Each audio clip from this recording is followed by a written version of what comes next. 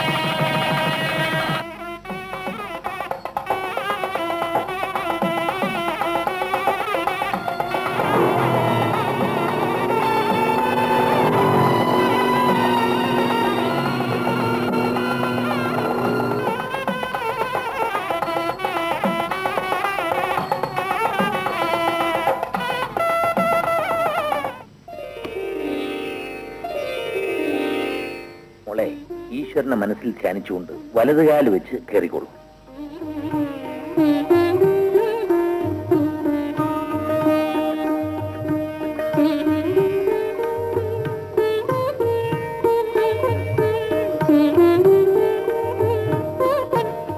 ഇനി നിങ്ങൾ സന്തോഷമായി ഇവിടെ ഒരു കുടുംബജീവിതം ആരംഭിക്കൂ.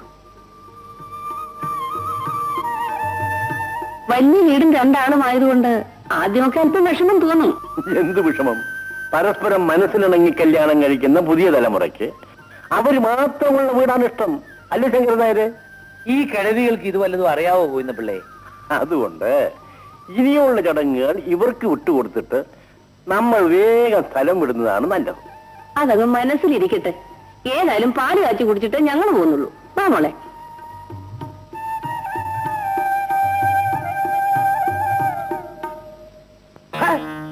ക്ഷമിക്കാനോടി? മരണം വരെ ക്ഷമിക്കില്ലടി. അവൻ എന്നെ നിർത്തിയതാണടി. അതാണ് അതിന്റെ സത്യം. നാട്ടിൽ വേറെ പെണ്ണില്ലാഞ്ഞിട്ടാണോ ആശാൻ കണ്ട് ഇഷ്ടപ്പെട്ട പെണ്ണിനെ തന്നെ ആ ശ്രീധരൻ കെട്ടിയത്?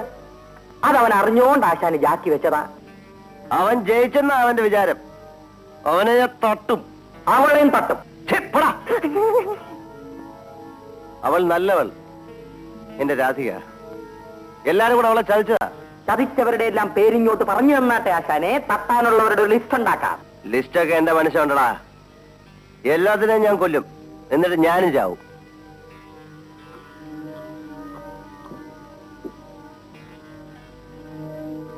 എടീ, എനിക്കിനിയും കുടിക്കണം. ഒഴിക്കടേ. അയ്യോ, ഇനി കുടിക്കണ്ട. ഒഴി. 2 കുപ്പി കാലിയാക്കി കുഞ്ഞേ. ഇനി ഞാൻ കാലിയാക്കും. ഒഴിക്കടി. ഒഴിച്ചു കൊടുക്കടി.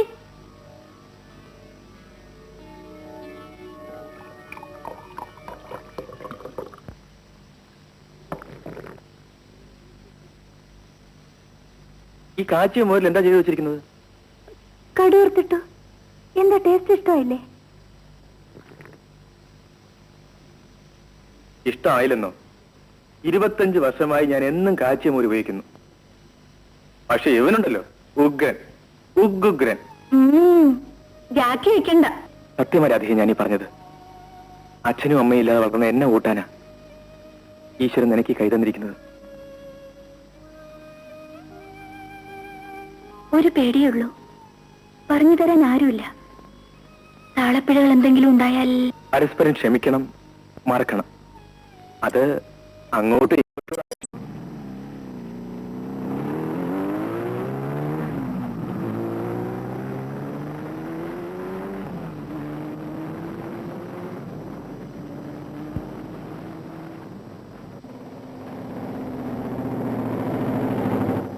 അജനെ, അർജുനും സുഭദ്രയും വരുന്നുണ്ട്. നമുക്ക് ഒതുങ്ങി പൊക്കളയാം.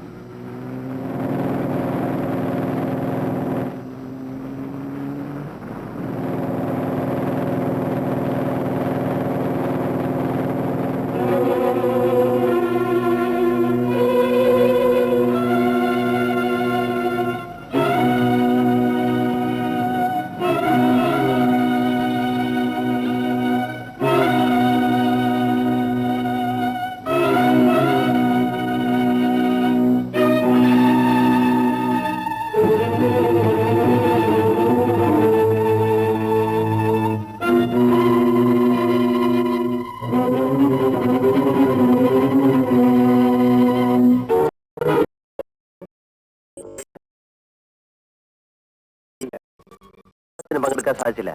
അഭിനന്ദനം അല്പം വൈകിയാലും ആവാലോ. അതെ, വിഷ് യു എ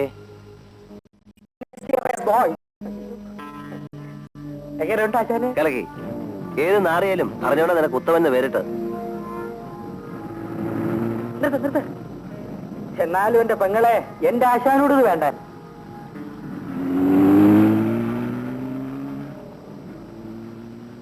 ഇതെന്തൊരു ജന്മം ചേട്ടാ. ഇതാണ് കടിഞ്ഞാണില്ലാത്ത കുതിര, എടുത്താൽ പൊങ്ങാത്ത സ്വത്ത്, നിയന്ത്രിക്കാൻ ആരുമില്ല. അവന്റെ ഉള്ളിൽ കണ്ടിട്ടുള്ളവർ ആരുമില്ല രാധിയെ. നിനക്ക് എത്ര രൂപ വേണേലും ഞാൻ തരാം. ഞാൻ പറയാൻ പോകുന്ന കാര്യം സാധിച്ചു തരാം. അത് കാര്യം പറയാതെ എങ്ങനെ അറിയുന്നത്? എന്റെ വലിയൊരു ആഗ്രഹമാണ്. ഒരൊറ്റ ദിവസം മാത്രം എന്റെ കൂടെ ഒന്നിച്ചു കഴിഞ്ഞാൽ മതി. എന്ന് വെച്ചാ ഒള്ളി ഏക് ദിൻ കാ സുൽത്താൻ. ആളിനെ പറയണം. അവൻ എന്നെ തോൽപ്പിച്ചു. ഇങ്ങനെയെങ്കിലും അവനെ എനിക്ക് തോൽപ്പിക്കണം. എന്നിട്ടും ആളിനെ പറയുന്നില്ലല്ലോ. ശ്രീധരന്റെ ഭാര്യ രാധിക. അയ്യോ, ഞാനില്ല. ആ കാര്യം മാത്രം എന്നോട് പറയണ്ട. മഹാലക്ഷ്മി മുഖത്ത് വന്ന വിലാസിനി മുഖത്ത് വന്ന മഹാലക്ഷ്മിയെ തൂത്തെറിയരുത്. ചോദിക്കുന്ന കാശ് തരും. ആ കാശ് എനിക്ക് വേണ്ട. ആ നേരുകുട്ടി ഒന്ന് കൊണ്ടുവന്നതിന്റെ സുഖം മറന്നോ? എന്റെ പേരുടെ അബ്ബിളകിപ്പോയി. ഞങ്ങൾ ഇവിടെ ഒന്ന് കഴിഞ്ഞോട്ട് വീട്ടിനടുത്തുള്ളപ്പോ ഞാൻ എന്തിനു പേടിക്കണം? സാരമില്ല, 1-2 വർഷം കൂടി കഴിയുമ്പോ ഇവിടെ ഒച്ചയും ബഹളമൊക്കെ ആവില്ലേ? അതെങ്ങനെ? നമ്മുടെ മോൻ വരും, അവൻ ഇവിടെ കിടന്ന് തകർക്കില്ലേ? അപ്പൊ മോൻ വേണോന്നാ? ആദ്യം മോൻ, പിന്നെ ഒരു മോൾ. Only two.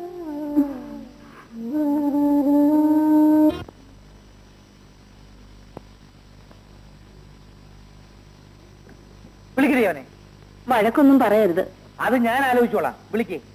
വേണു, പണി വേണോ?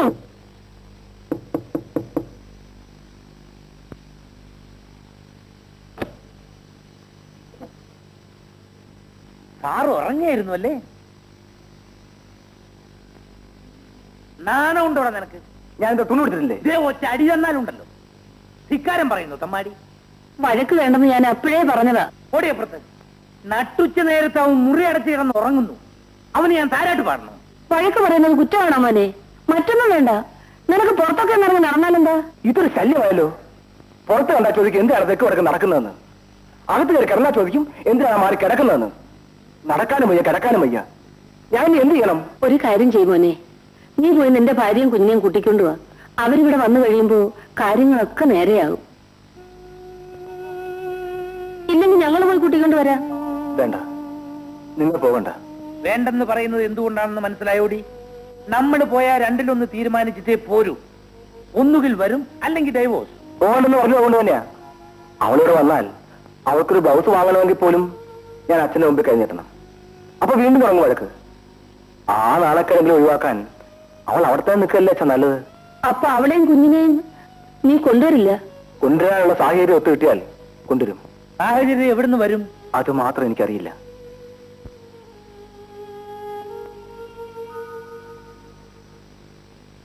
എങ്ങനെ ഇരിക്കുന്നു?